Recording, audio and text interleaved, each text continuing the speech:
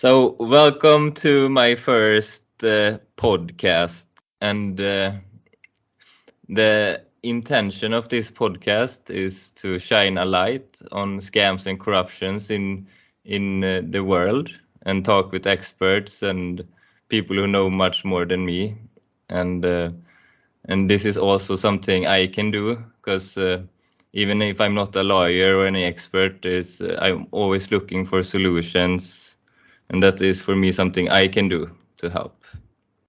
And I have my first guest here, which is Lars, and I welcome you very much. Thank you. Thank you. Nice to be here. Oh, very nice to have you. And so, who are you? Well, I'm a Swedish citizen, and at the moment I'm living in Sweden. I've been living in England as well, just outside London since 2005. But right now I'm a resident of Sweden. And I'm a business lawyer and been a business lawyer for some 30 years now. And for the last 15 years, I have specialized in frauds and scams and helping people who has been victim for these kind of criminality. Amazing work. So, how did we connect with each other? Yes, I came in contact with you about a month ago. This is in the beginning of August today. So it was in the beginning of July. And I have just finished one work with a gigantic scam in Sweden involving what is called a micropayment company and concept. And there was about 400 people who were scammed in this unfortunate business. And then you took contact with me and told me about Juicyfields. And I have a paralegal, a colleague of mine, Mrs. Nina, who had been in contact with Juicyfields a year ago, I think. Because she is a very large influencer, and I know that Juicyfield had been working with and trying to recruit influencers in the past.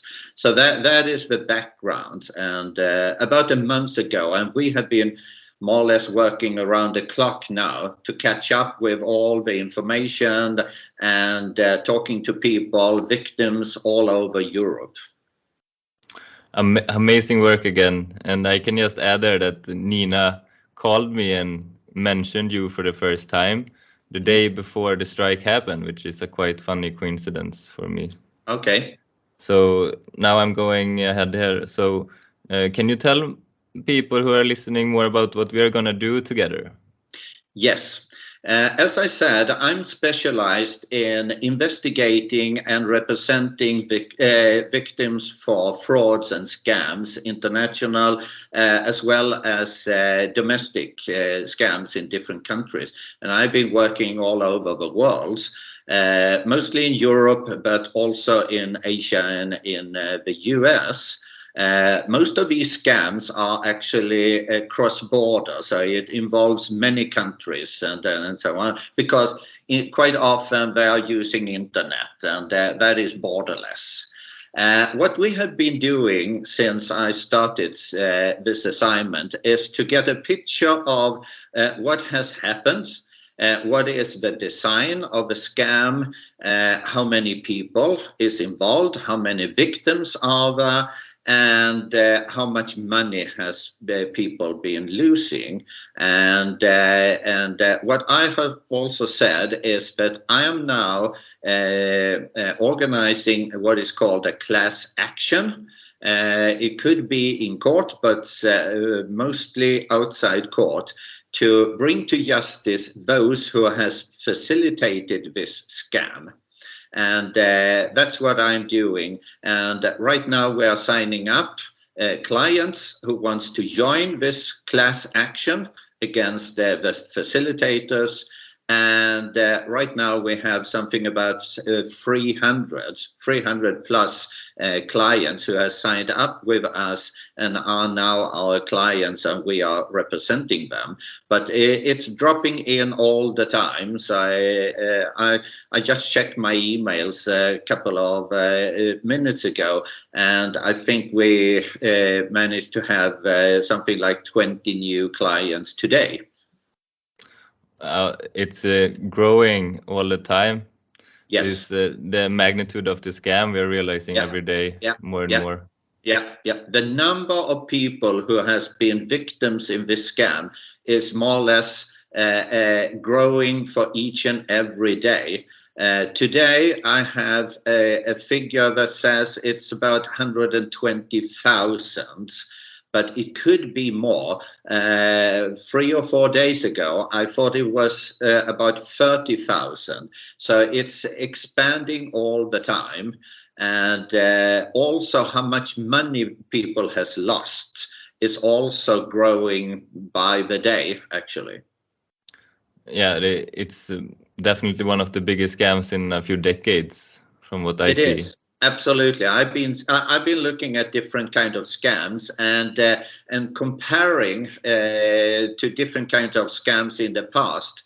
This is in the same class, so to say, as the scam that was in Albania in the late 90s, 97, where a lot of people, almost 2/3 of the population in Albania, was scammed in a similar investment scamming business. And then we have the Bernie Madoff scam that was revealed in 2008, 2009. Those was the biggest scams ever in the history. And I think the Juicyfields scam is up there in size and in the number of people involved and victims. So my next question is very fitting to why do we do what we do? This is for you. Yeah, I'm very, very much involved in giving people justice, because I hate these kind of scams. When I'm looking at how much money people has lost and all the stories, the personal stories and tragedies that I'm meeting every day from persons who has been victimized by this scam, it's heartbreaking to listen to people, how much they have lost and what kind of situation they have been put in, and the effect it has to people's lives and their future. And I'm very much for justice and bringing justice for people. Unfortunately, if we are working within the system, so to say, on a conventional way, more or less these kind of scams are never gone to court, and the perpetrator, the scammers, are more or less always getting off. That's why I'm so happy that you exist, that there is some people at least doing this great work. And more lawyers would need. I could tell you that I'm taking both a personal financial risk and also a physical risk, because we are absolutely up against some very, very bad people. And when I'm saying that this is a scam, it's important for me to explain why I'm saying it's a scam. Because when we are looking at how this is organized and the design of the whole thing, I could see that this has all the trademarks for a scam. It follows a certain pattern. There are some elements that is always in these kind of scams. So I could say with almost 100% certainty that this was a scam from day one. Absolutely. And I have just had an interview with Deutsche Welle, a very big news magazine in Germany today. And I said to them that I have more or less 100 things, 100 items that is pointing in a specific direction. And I have none who are pointing in any other direction. So that's why I'm saying all the things, all the items, all the elements in a scam is fulfilled in this Juicyfields scam. And that's why I'm saying I'm very, very certain that this was a scam from day one. Yeah, that sounds very likely to me too. Very good. Yes. So the next question here, I'm totally satisfied with everything you have said so far. But the next one here I have is, so what has happened so far with the case since we came on board? Yeah.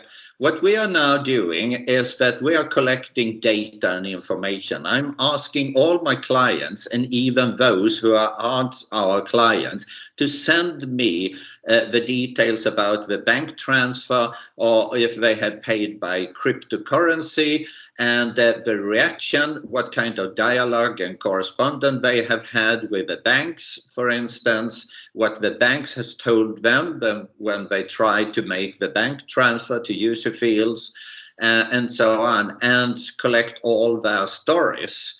Because that gives me a picture of how the system has worked. And I could say I'm a specialist in how this, what is called the compliance system, how this compliance system works. Because after the financial crisis in 2008, 2009, there was implemented a number of new regulations for banks and bank transfers that should avoid these kind of criminal activities, and it should also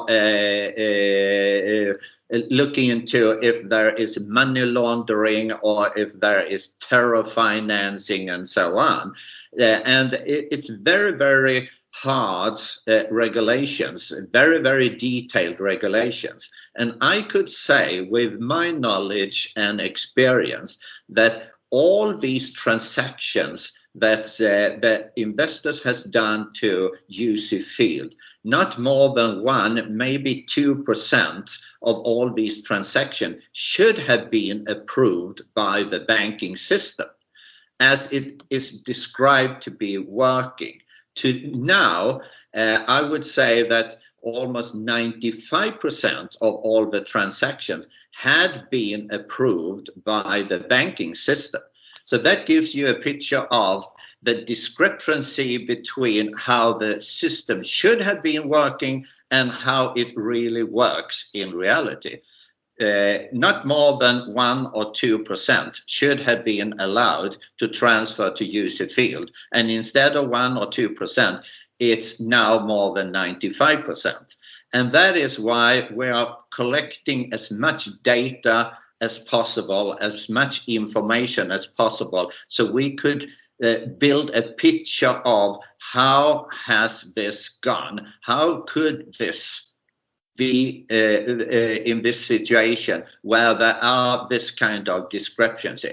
Is it that the system was failed from the beginning? There is loopholes. There is some kind of technical problem in the system, or is the system corrupted? I don't know today, but that's why we are collecting as much data and information as possible. So we could bring in some specialists, some mathematicians and so on to work on the algorithm, because this is supervised by an algorithm, a very sophisticated algorithm. And then we are looking if this algorithm actually does work, or if the algorithm is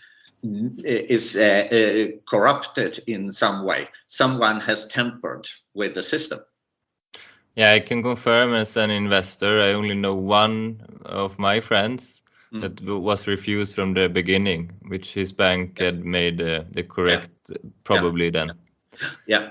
Many people says that either the bank has said nothing and they are just letting all the transfers through, and some of these investors, they have done 25, 30, 40 transactions, so it's not just one or two. There are multiple transactions from each and every one during quite a short period of time.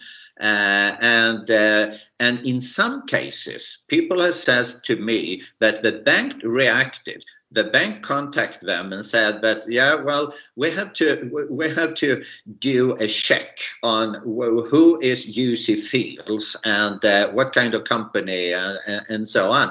And then the bank came back within a couple of days and say that we have now done what is called a due diligence, a check of the company, and they have said, they have given it the go. Everything is okay with Juicyfields. So that's one of the examples of how the system haven't been working properly. Thank you, Lars, for clarifying this. A lot of people are wondering what happened in the world. Yeah. And my strategy from a legal point of view, I could tell you my experience is, I'm very sorry to say, that the money that investors have sent to Juicyfield, that money is gone. There are some statements from people who doesn't identify themselves saying that we are going to repay, or you are going to have your investments and so on. That is just a part of a scam. Because one of the sophistications of these kind of scams is that when the scammers are ending the operation, they don't just disappear and they are gone forever. They are ending the website. They are disconnecting telephones. They are not saying anything. They just disappear. If they do that, all people who has been victims, they know that, okay, it was a scam. But if they are leaving behind someone who is posting different kind of statements that, yes, this was just a temporary problem, we are going to set up a new organization, we have been corrupted inside the organization, someone has scammed us, our friends and business partner has scammed us, and so on. That makes people believe that it wasn't a scam, it was some kind of internal problem or some kind of temporary technical problem and so on. And and that is one part of the scam. We have seen this so many times. So when we are looking at Juicyfields, it's more or less exactly a copy-paste of a number of other scams, exactly how it's designed, exactly how it's laid out, and exactly what is happening. So that's one of the things. Unfortunately, the money is gone. So what I'm doing from a legal perspective when it comes to my representation of my clients is to say that I want to target those who have facilitated this scam. Because there are a number of companies and individuals, directly or indirectly, who has facilitated this scam. And the banks is one of these facilitators, but it's not just only the banks. We have many facilitators, and I'm going to target each and every of these facilitators because they have let you down. The investors have been let down by these facilitators because they have turned the interest away. They have said that, yeah, well, let's go. It could be a little bit scammy, but anyway, we are just turning the blind eye to this, and that's where I'm going to set my target when it comes to the legal procedures. Thank you, Lars, for doing this. And I have a follow-up question here. If there are any certainties within this case or in anything at all you can give us? Yeah, well, people come to me and say, what kind of guarantee do I have for succeeding in my work. And I'm saying, and this is like more or less a philosophy of life, you don't have any guarantees in life. You don't have any guarantee when you start your studying and start going to school that you are going to have a nice job in the end when you have done your exams and so on. It's always a question of taking risks and reducing risks. But we have been successful in the past. And the way we are working, taking a percentage of what we could make and refund from our client, that makes us in the same situation as our clients. So it's in our interest to do everything we can to refund our clients and have them being paid damaging for the damage and the loss they have done. Thank you, Lars. And I can confirm from my point of view, it really feels like we are in the same boat. We are doing the same fight. Yeah. This is my experience. So what is the future, Lars? Yes. Right now, we are, as I said, we are collecting all the information. We have made a draft of a strategy plan and an action plan. And within a couple of weeks, we are going to present, I could tell you that is going to be a surprise for many, many people. So we are taking the first legal action within a couple of weeks. And I'm saying mid-August or at latest in the end of August. That is when we are going to do the first legal action. And I could tell you it's going to be a surprise. And on the continent, on the European continent, August is a vacation month. So very many people are on vacation. So it's a slow season, so to say. And even so, we are working around the clock during August, and within a couple of weeks, we are starting the first legal actions. I know no one can see me, but I'm smiling really big from this answer. And that was all my questions for you, Lars. Okay. Yeah. I just want to finish the pod here by also saying I will have my own interview eventually. If anyone is interested in hearing that, you can just. I'm gonna do a kind of regular podcasting thing. So that was all from us. Yeah. Nice to talk to you. Likewise, Lars. Thank you. We hear each other soon. Yes. Okay. I stopped the recording. Okay. Keep in touch. Bye-bye. Bye-bye.